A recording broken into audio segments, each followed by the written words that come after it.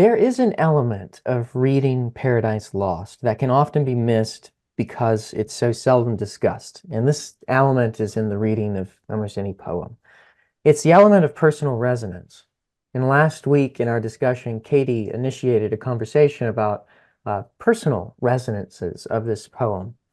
And I think that's really important. That's something that doesn't show up on the lectures for people on YouTube, but it's something that we get into in the discussion. I think it's a key part of reading poetry in slow motion, and reading Paradise Lost in slow motion.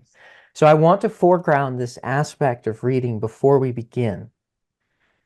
I just want to invite you to stop for a moment and think about your own lost paradises. Some special person or place in the past that is now no more.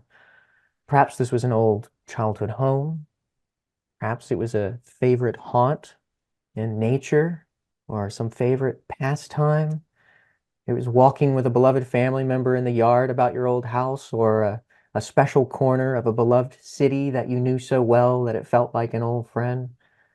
Or perhaps it's the memory of spending time with siblings or playmates.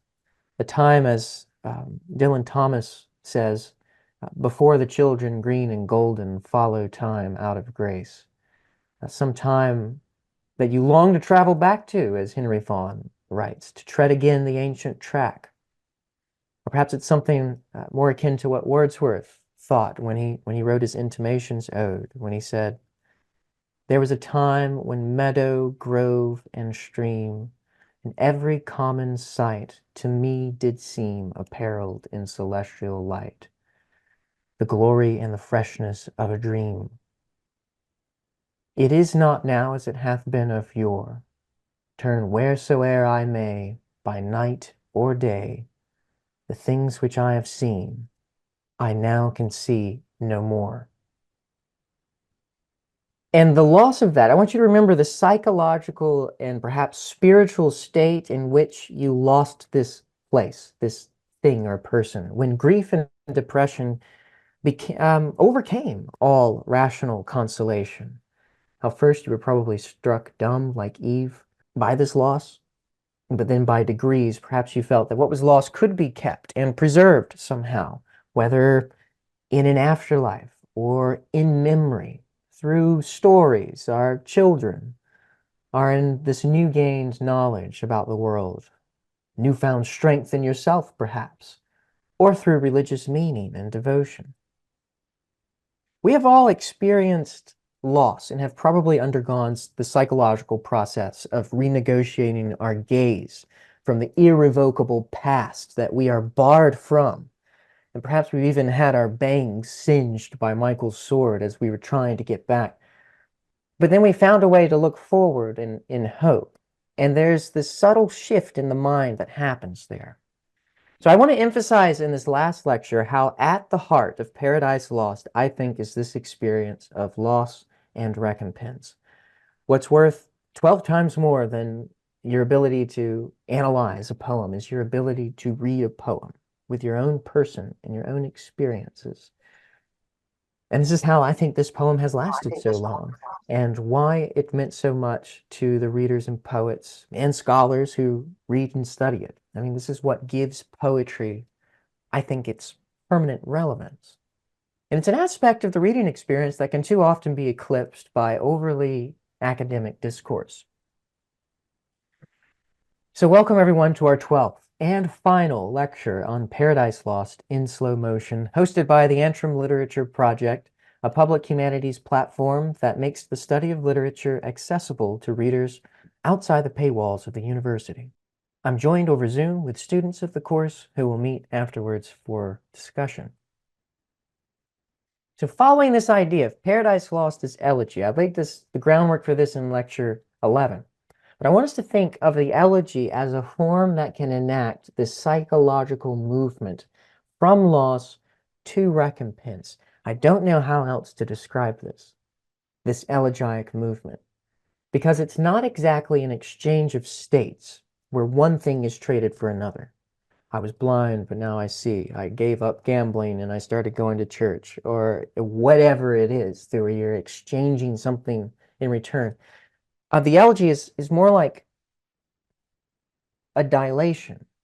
and this, I'm drawing on some of the work I'm doing in my dissertation on elegy. It involves a dilation in which the former state, or the paradise lost, is not so much lost, but transmuted, and the scope of recompense enlarges to enclose it. And we see this dilation occur between books 11 and 12, and I think that dilation is completed in book 12. Milton's great elegy, Lycidas, written some 30 years before Paradise Lost, deals with this elegiac exchange. We don't have time to read the whole poem, but I want to show you how the poem opens and how it ends. We're going to find this dilation, this elegiac movement occurring here. So this is just the first stanza of Lycidas, a rather verse paragraph. Yet once more, O ye laurels, and once more, ye myrtles brown, with ivy never sere, I come to pluck your berries harsh and crude, and with forced fingers rude shatter your leaves before the mellowing year. Bitter constraint and sad occasion dear compels me to disturb your season due, for Lycidas is dead, dead ere his prime, young Lycidas, and hath not left his peer. Who would not sing for Lycidas? He knew himself to sing and build the lofty rhyme. He must not float upon his watery bier unwept, and welter to the parched wind, without the meed of some melodious tear. Impelled by the desire for elegy, he's plucking the ivy, the evergreen, which is never sere, never withered, plucking the berries harsh and rude, with rude fingers, this evergreen ivy. He's plucking for the occasion of lamenting Lycidas. Through this rude apology, the speaker, a swain, a pastoral swain, uh, is using speech to as an intense state of discomposure. You see, he's very discomposed, and we can hear this partly through the discordant rhythms that interrupt sometimes, shatter, bitter. The iambic meter is disrupted at some times. Now, this is a long poem of 193 lines in length, all lamenting Lycidas, who is a pastoral code name for Edward King, a classmate of Milton's who died on a voyage on the waters. This is a real person, but his name isn't Lycidas. And it ends this way. So keep in mind this elegiac mood. Weep no more, woeful shepherds, weep no more for Lycidas. Your sorrow is not dead. Sunk though he be beneath the watery floor, so sinks the day-star in the ocean bed, and yet anon repairs his drooping head, and tricks his beams, and with new-spangled ore flames in the forehead of the morning sky. So Lycidas sunk low, but mounted high through the dear might of him that walked the waves, where other groves and other streams along with nectar pure his oozy locks he laves. And here's the unexpressive nuptial song in the blessed kingdom, meek of joy and love. There entertain him all the saints above, in solemn troops and sweet societies that sing, and singing in their glory move, and wipe the tears forever from his eyes. Now, Lycidas, the shepherds weep no more. Henceforth thou art the genius of this shore, in thy large recompense, and shalt be good to all that wonder in the perilous flood. Lycidas has been imagined in the beginning as floating upon a watery bier in the beginning of this poem. And now he is allowed to sink in the mind to the ocean floor where his body really is. The allusion to Christ here is the one who, where is it, walked the waves?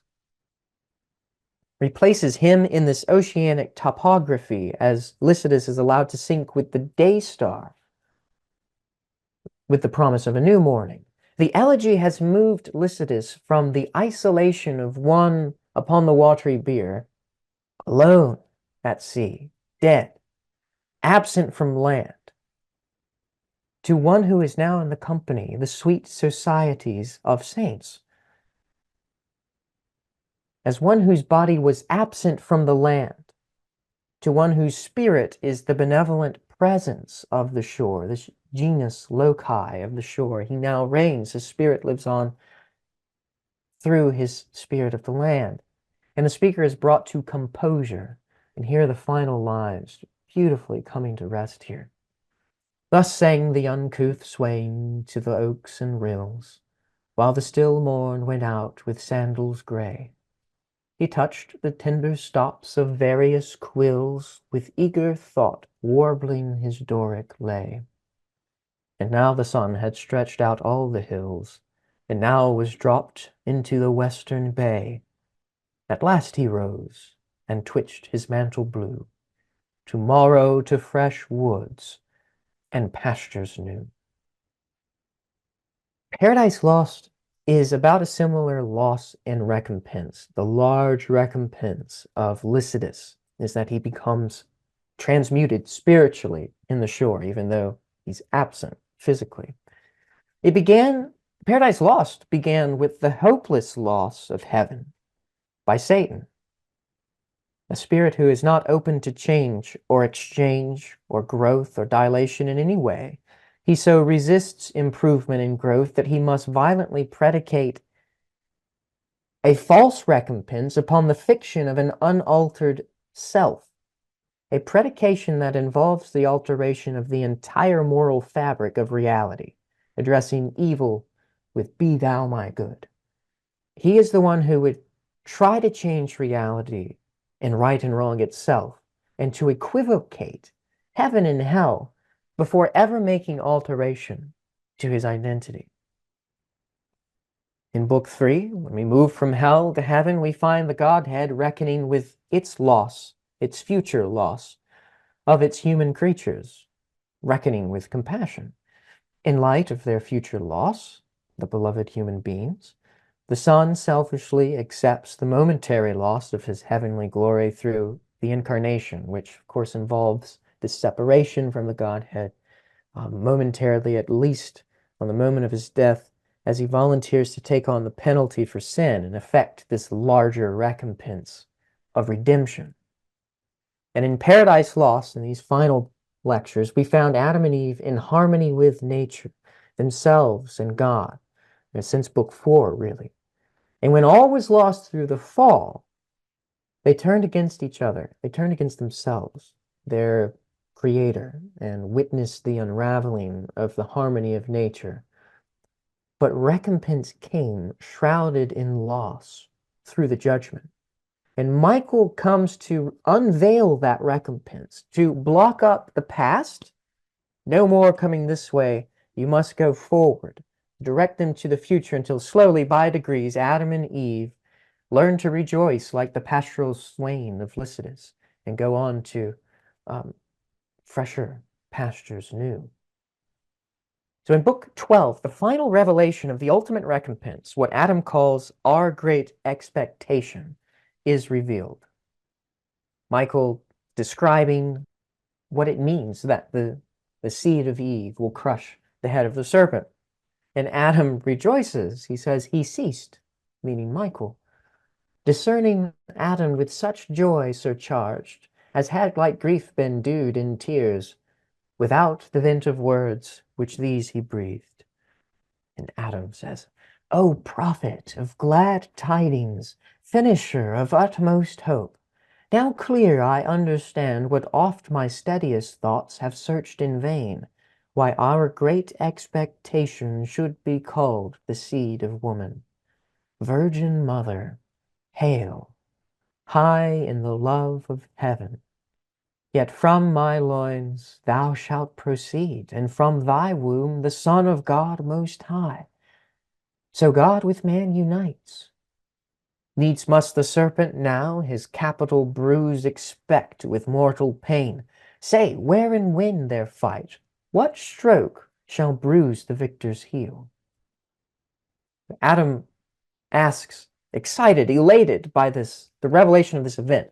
In this moment of full awareness, at least, the watermark, high watermark of his understanding of this is coming. Michael tells Adam to dream not of fight, and reveals that the serpent, rather, will be defeated through the vicarious death of the Messiah God who takes on the penalty of sins, and then will be raised after 3 days and will ascend to heaven before coming again a second time. And listen to this description at the end of Michael's revelation here of that second coming.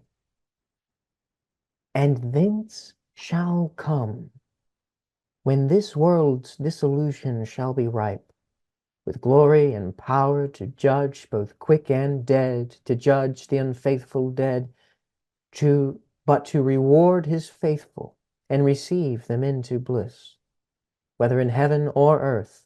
For then the earth shall be a paradise, far happier place than this of Eden, and far happier days.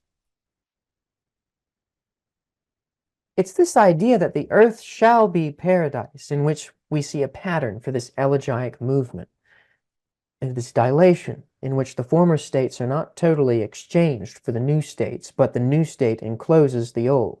Paradise is not really lost in this book.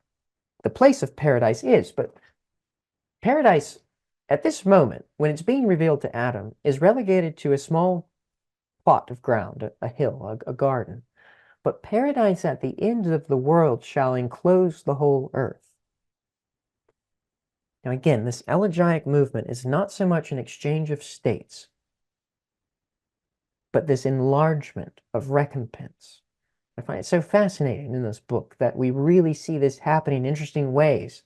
And we're going to explore a few more examples of how former thought, former utterance, minute details are here in this book enlarged, not so much to exclude former understandings or places, but to make them greater.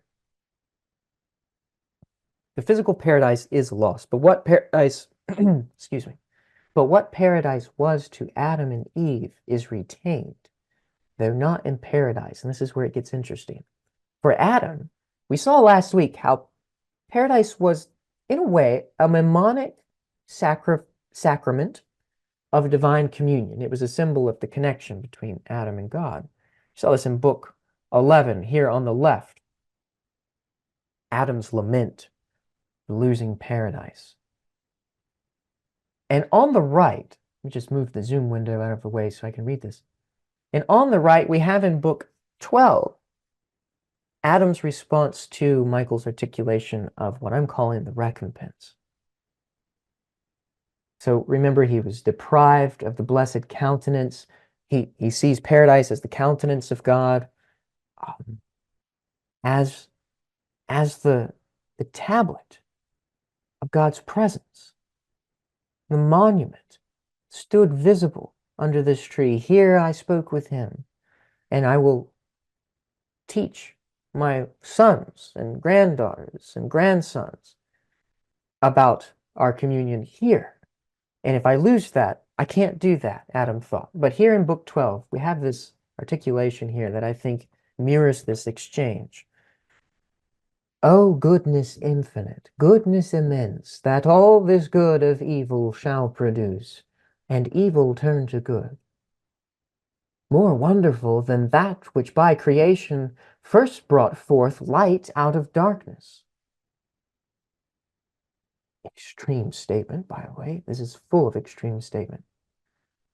Full of doubt I stand, whether I should repent me now of sin, by me done and occasioned, or rejoice much more, that much more good thereof shall spring, to God more glory, more goodwill to men from God, and over wrath grace shall abound.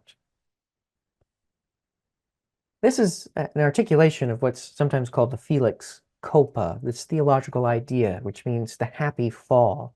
The sense that it was good that humankind fell because it precipitated God's overtures of love, which otherwise might not have been demonstrated. Adam loses the physical paradise in this sense. He is removed from it, but its significance as the communion of God, as the place, as the tablet, is now removed to the coming Messiah and his church, revealed by Michael, and the eventual restoration of all things. We're going to see that again, that all things shall be restored. When Eve awakes from her dream, she gives that final utterance.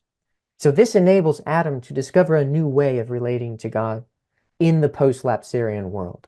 No longer through paradise, but through this expectation. And this is what Barbara Lewalski calls Adam's new ideal of heroism. When Adam says, henceforth I learn that to obey is best, and love with fear the only God, to walk as in his presence, ever to observe his providence, and on him soul depend, merciful over all his works, with good still overcoming evil. And by small accomplishment great things, but by things deemed weak, subverting worldly strong with worldly wise, by simply meek. That suffering for truth's sake is fortitude to highest victory, and to the faithful death the gate of life. Taught this by his example, whom I now acknowledge my Redeemer, ever blessed. This is a change in the relationship between Adam and God that has been affected by the fall. In Book 5, we heard Adam singing hymns to a creator. Now he raises this grateful praise to a Redeemer. Same person, or rather, the same deity, the same Godhead, but his relation of him, them, has been widened. The elegiac movement appears often to leap beyond what was lost to something greater. And in Wordsworth's Tintern Abbey, I can't help but bring up Wordsworth again, the poet learns to no longer lament his loss of boyhood materiality because of the abundant recompense of his mature spiritual vision that he has acquired through the loss of childhood. So Adam too has gained a spiritual insight, a new relation, a new philosophy of life, and a vision of the world. He has adopted this new ideal of heroism. Now for Eve, paradise, we remember, was nursery and family, the object upon which she lavished her motherly affection. We see her talking of plants as her children. Here is her lament from Book 11 on the left, and her final utterance when she awakes from the dream in Book 12.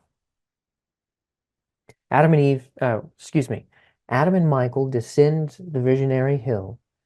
Adam awakens Eve, and here is her song upon awakening. Whence thou returnest, and whither wentest I know, for God is also in sleep, and dreams advise, which he hath sent propitious, some great good presaging.